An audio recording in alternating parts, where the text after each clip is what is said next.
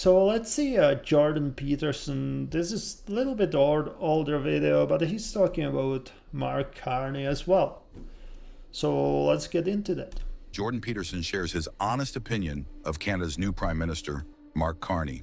We're at the dawn of a transformation in the Canadian political scene, at least in principle. We have the spectacle of new leadership arising after Trudeau on the Liberal side.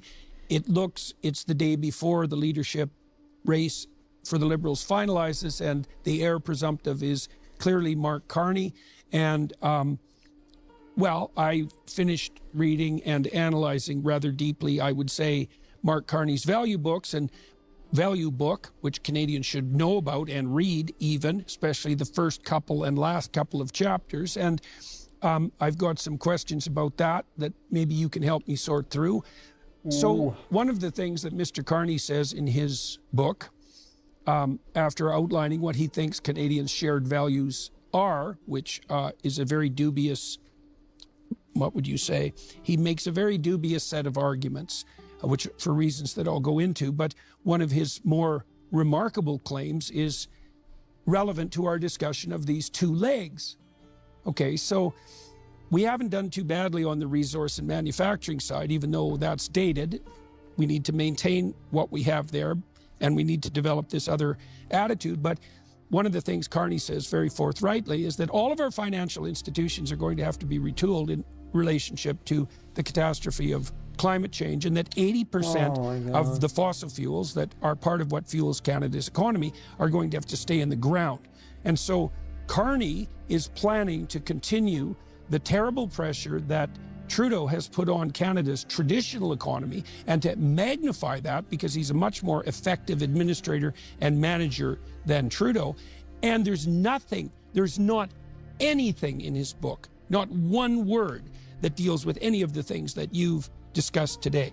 And so here you go. Again, Carney and environment.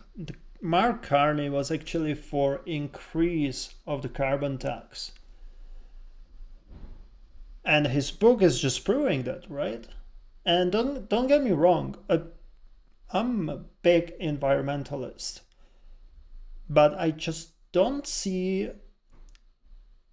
a reason in what we're doing right now, especially since China is doing their own thing, right?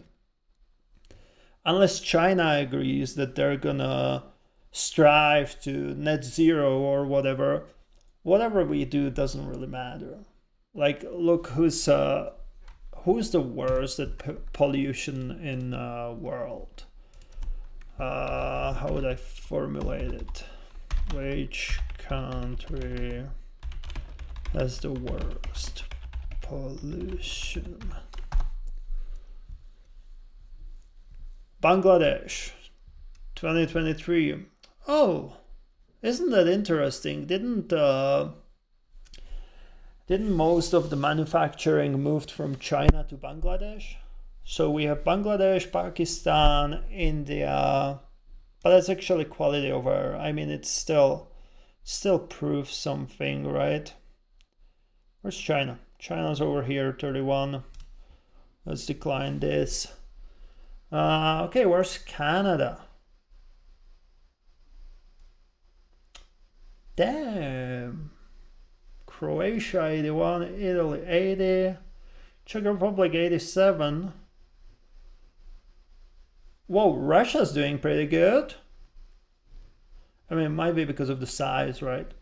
US 116, Canada 119.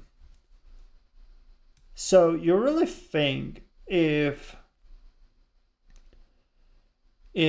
Canada is gonna strive for net zero, it's gonna change something worldwide? You have some other countries, they need to work first. Like, whatever you do is not going to help. Also, what's the plan for this environment to move all the manufacturing from Canada to exactly China, Bangladesh, India, so Canada can pretend to be net zero while they're polluting somewhere else? because all of the factories are somewhere else. I don't know. It's just kind of ridiculous to me, especially with the carbon tax. Like I said multiple times, where's the money going? And look, just thinking about this, since we had carbon tax, I feel like the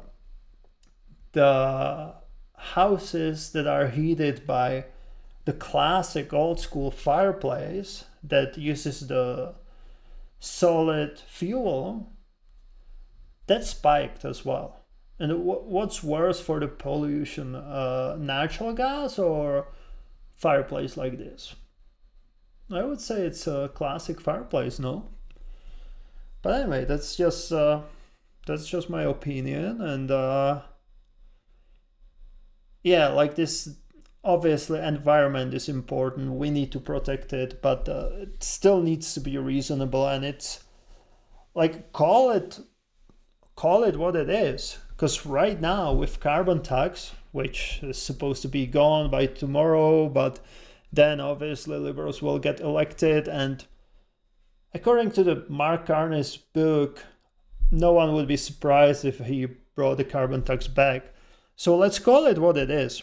Right now, this environmental, how would you say, direction the Canada's going is not to help environment, is kind of population control, because with all of these taxes and everything, we're gonna have more homeless people. Eventually they will, I'm gonna say it full on, eventually the people will die off, the population will lower, which, let's be honest, is gonna be better for environment, right? But like, yeah, let's call it what it is. Let's just bankrupt a bunch of people, make them commit suicide, and that's your plan, obviously. At least that's how it looks right now. That's what the liberals are doing. And so what we have in the spectacle of Carney is someone who thinks that the economy that we already have has to be replaced by some magical new economy that will somehow be both productive and clean, and who doesn't seem to be aware at all of any of the problems that you've described, conceptually or practically. He doesn't address the fact of Canada's failing productivity. It's as hollow and empty a book as I've ever had the misfortune to read. And so that seems to be, but the problem is, and this is maybe somewhat contrary to your proclamation that Trump's maneuvering has been counterproductive, is Canadians seem to be rallying behind the Liberals. They were cataclysmically low in the polls, and now they're at something approaching parity.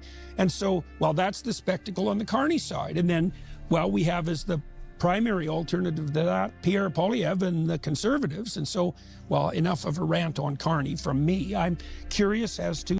Well, that's a big issue right now because of Liberals base the whole election strategy on President Trump and fighting his tariffs and everything. That's why they gained on popularity, while Pierre Poilievre is based his strategy on, let's pretty much Canada first, right? Let's make Canada great again, even though it sounds ridiculous when we're talking pretty much against President Trump. But yeah, like I said, President Trump is just tip of the iceberg. Like, we need to fix the things that were here, the issues that were here before 2025, before President Trump got into the office. Like, you can honestly tell me that January 1st you had a dream life, and then mid-January when President Trump got into the office, everything went downhill. That's not true. It's definitely not true. Even if we look at the current tariffs, right? I think it's 25% on some products, some goods. Right now, I think it's just automobile, but April 2nd, it should be much broader range of the goods. But anyway, it's still 25%, right? So if we take it like the simplest way you can, your life should be only 25% worse than what it was before. And that's just being completely basic, obviously it's not going to be 25% worse. But in this case, 25% worse. It shouldn't make you fear about your future. If the Canada was so good prior to tariffs, right? The issue is that the Canada wasn't good prior to tariffs. That the Canada went so downhill under the Liberals that people were already afraid that they won't be able to pay the rent, pay the bills, pay the gas and food. Like, some of the people had to choose between gas and food. Like, is my stomach gonna be full and then I won't be able to go to work, or I'm gonna be hungry but I'll be able to make some money so I can pay off my bills? But yeah, right? So yeah, that's I don't know who else you want to blame than Liberals, because Liberals were in power for last 10 years, and like I said, last 4 years everything got so bad. So I don't know why would you vote for them again only because they base the elections on President Trump. And do you know who that reminds me? That reminds me US elections, when Democrats, their whole strategy was President Trump's bad, and that's it. No ideas how to make US better. Everything was based on President Trump, and they lost. And my only hope is that it's going to be the same thing in Canada, because if you listen to the Liberals, it's just President Trump, President Trump, President Trump. If you listen to the Conservatives, they actually have a plan. They have a plan for the pipeline. They have a plans how to become self-reliant, how to not to depend on the US. Obviously, they're gonna have some tariffs to deal with President Trump, but the whole plan they have is that eventually we're not gonna depend on the US. So whatever tariffs are there, it's not gonna affect us, and that's what the goal should be. Like, let's put Canada first. Let's restart the economy. Let's work towards utilizing all of the natural heritage we have here, so we don't need to depend on the US. Because obviously right now President Trump does what he considers best for US. He doesn't care about Canada. Why would he? He doesn't have a responsibility towards Canadians. Guess who has the responsibility? Our government. And who's in charge of the government? Mark Carney, the Liberal. And what's the most recent thing that happened? Oh yeah, the phone call between President Trump and Mark Carney. And what was the outcome? To simplify, the outcome was, yeah, we will be able to create the deal or to strike the deal with US. But we're gonna do it after election. That sounds okay to you? First of all, after election, whoever gets elected is gonna deal with President Trump. So it's nothing special that they will be able to strike the deal. Everyone will be able to strike the deal.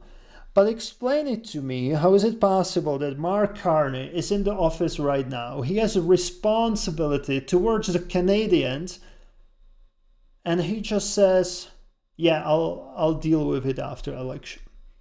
So for 28 days, or 26, since the tariffs will start April 2nd, right? For 26 days, the Canadians will pay more for the goods. The Canadians will suffer, and it can be hundreds of dollars that the family will pay because of these tariffs, right?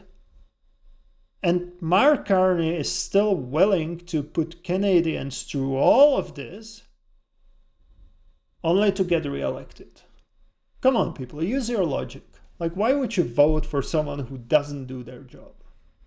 You're not a particularly partisan person, from what I've observed. You are more comfortable in the realm of concept and idea and practicalities. And so I'm very curious about how you see the current situation. Yeah. with regard to Canadian Yeah, leadership. I don't belong to any party, and I've given no money to either party.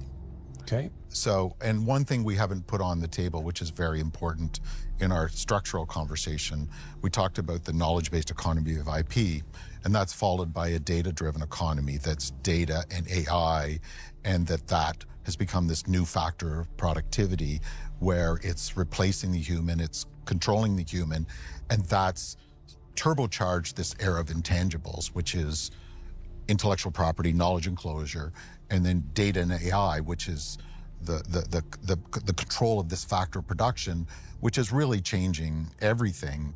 And also, by the way, the largest filing of IP is in AI with 1.5 million patents granted to date. And that's very important as I critique these two political options for Canada, that we have to, when you talk about the things I talk about, we haven't fully unpacked AI and how it's replacing human capacity and augmenting human capacity.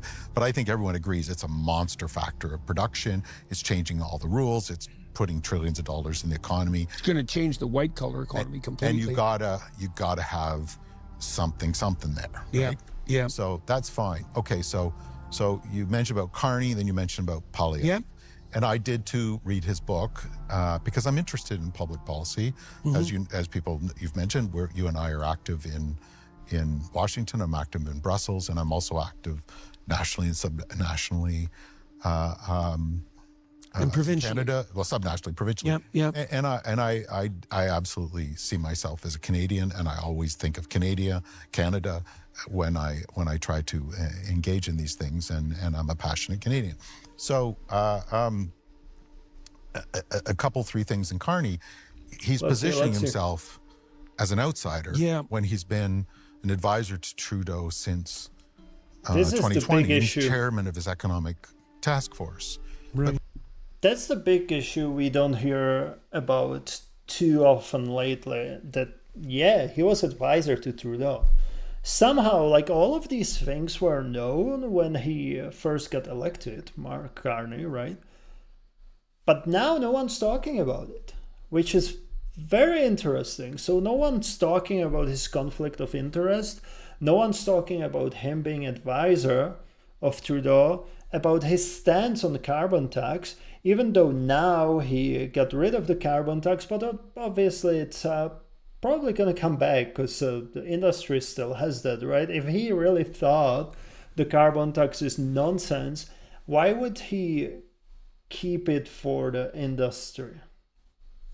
Most importantly, he's been... So he's not an outsider. Well, most importantly, he's been a charter member of the orthodoxy of Ottawa for decades. Yeah. So all this thinking structure, and I'm going to get very specific on how Bank of Canada has been a central actor in selling Canada short in these decades, because they've been the keepers of this orthodoxy. And he's been a central, as governor of Central Bank, he's been, prior to that, he was in Finance Canada, he's been advised. So he's got to own the Ottawa thinking. Right, and not as a follower, but as an architect. An architect. Right, right. So here's the two or three things on Mark Carney's book that I read. One, he talks a lot about pricing carbon to affect transition. And then he's come out with his new policies to subsidize things like heat exchangers and various forms of technology to green your homes and stuff, very specifically. And so what happens is that when you look at Canada, its good terms of trade, I explained terms of trade earlier, its best terms of trade are in energy. That's where we get good money. That's where it pays for the country. Mm-hmm. Our weakest terms... Energy defined primarily on the fossil fuel side. Fossil fuel, hydrocarbons. Right. We're not talking about the renewable side. Hydrocarbons. Hydrocarbons, Consumption and export of hydrocarbons overwhelmingly pays for this country. Right. So we have a fossil fuel economy in large part. That's good terms of trade. On the good terms of trade. I'm speaking technically. Yeah, okay. We have a deficit in intellectual property. And that would be much more if we included data and AI. And we're major importers of intellectual property and technology products. So we have poor terms of trade in the technology arena. In spite of all the things we invent, the smart people, the government funding over decades. And the effectiveness of that even. Well, that's the issue is we're first world in inputs, third world in outcomes. Right. And there's not, and today in this conversation, we're unpacking why. Yeah. But I'm gonna stay on this orthodoxy of Mr. Carney. Yeah. So we have very good terms of trade in hydrocarbons, very poor terms of trade in technology products. Yeah.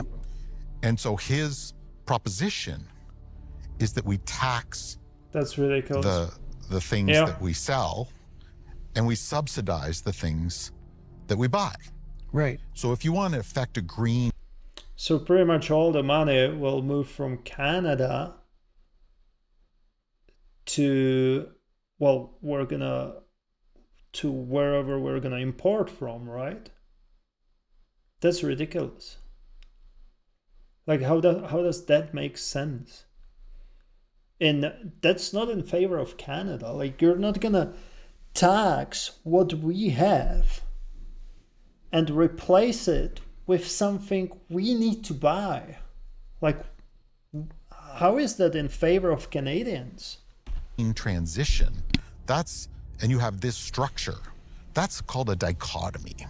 You have to choose between the economy, paying for the place, or the environment in his structural view of the world of scarce natural capital that we have to deal with.